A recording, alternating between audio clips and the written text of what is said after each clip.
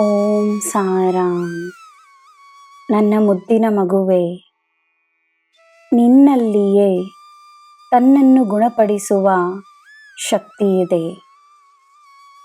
ನೀನು ನಂಬಬೇಕು.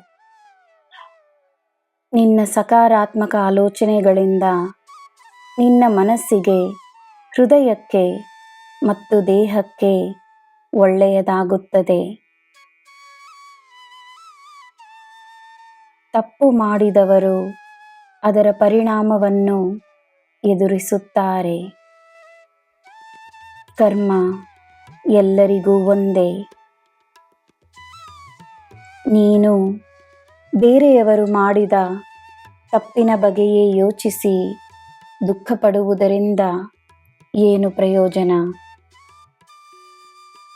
ಜನರು ಹೇಗೆ ಎಂದು ನಿನಗೆ ಮೊದಲಿಂದಲೇ ತಿಳಿದಿರುವಾಗ ಚಿಂತೆ ಏಕೆ, ಆತಂಕವೇಕೆ? ಜನರನ್ನು ಅವರಿರುವ ಹಾಗೆಯೇ ಸ್ವೀಕರಿಸು. ನಿನ್ನ ದಾರಿ ಏನೆಂದು ಚಿಂತಿಸಬೇಡ.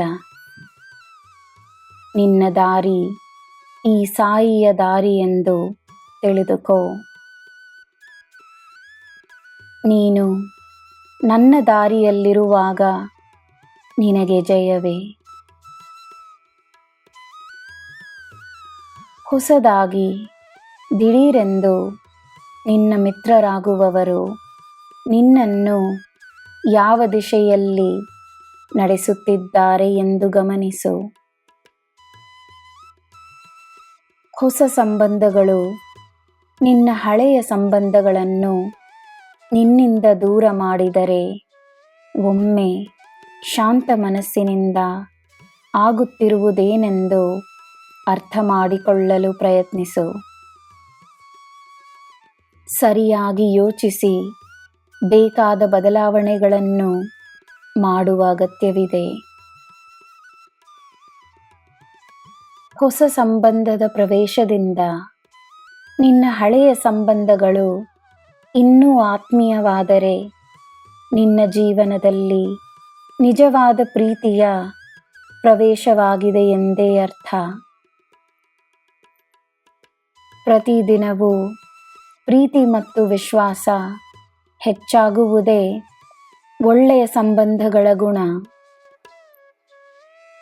ನಿನ್ನ ಸಂಬಂಧಗಳಲ್ಲಿ ಸದಾ ಪ್ರೀತಿ ಮತ್ತು ಸಿಹಿತನವಿರಲಿ. ಕ್ಷಮಿಸುವುದನ್ನು ಮರೆಯಬೇಡ.